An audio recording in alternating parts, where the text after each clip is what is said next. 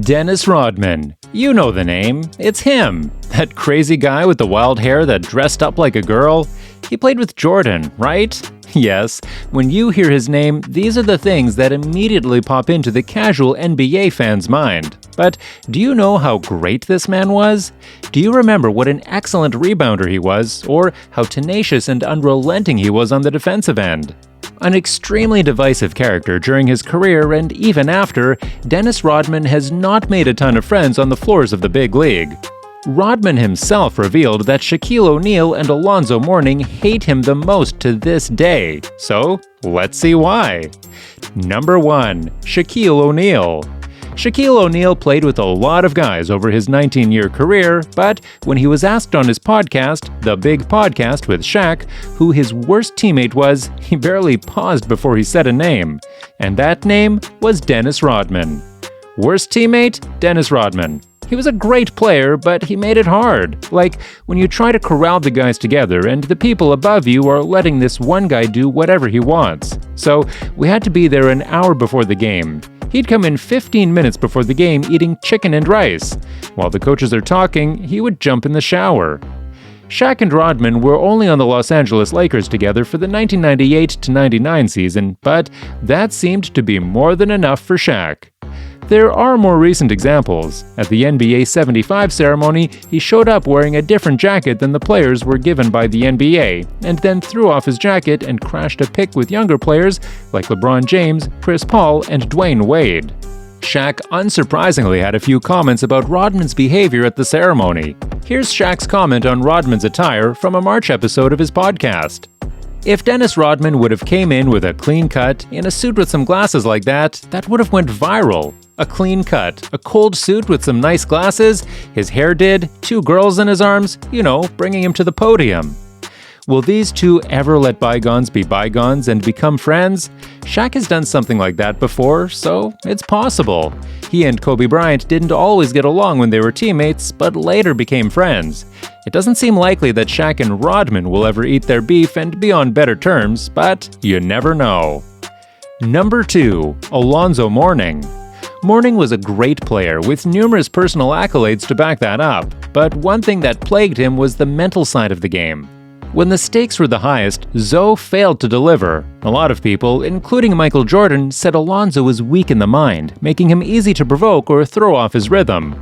Luckily for MJ, he had just the perfect guy on his team to do that job.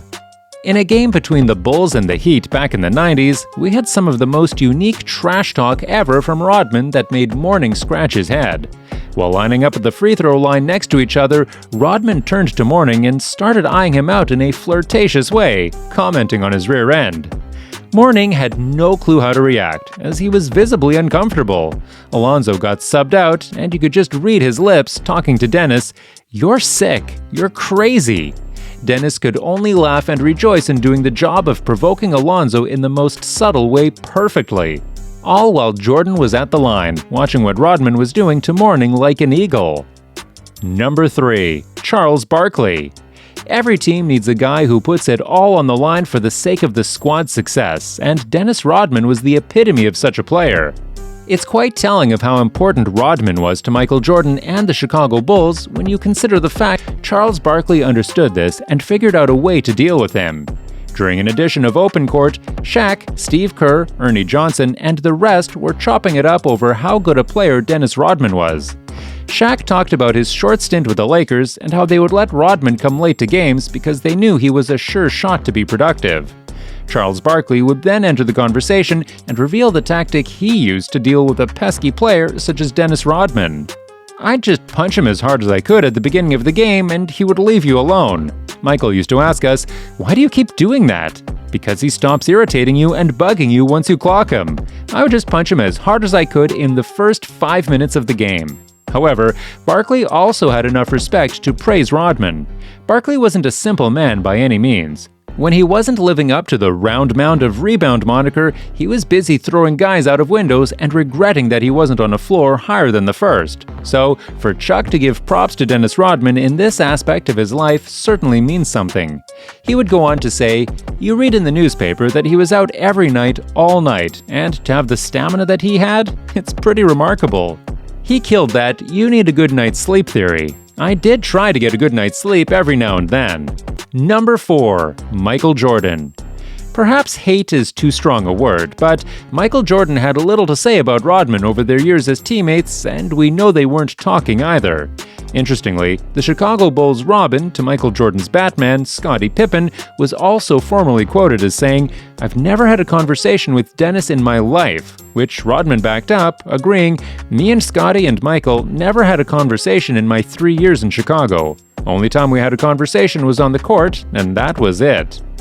After the third suspension in less than 2 years for the Worm, Jordan responded to questions about the effect on his relationship with Rodman by saying simply, "We have no relationship."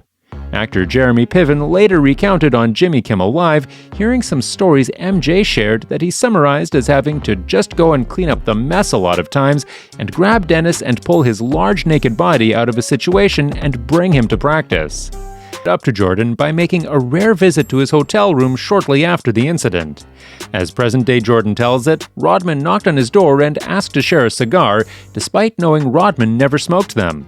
Even without explicit words of apology, the gesture showed his remorse. He didn't say an apology, he didn't say anything, Jordan said in the documentary. But by him coming to my room, it was his way of saying, "Look man, I messed up." And from that point on, Dennis was straight as an arrow, and we started to win. And what do you guys think about Rodman? Is he a good guy or just an everlasting instability? Where do you rank him all time? I would love to hear what you think, so please let me know in the comments. Oh, and don't forget to like the video and subscribe to our channel for more amazing NBA content. Thanks for watching!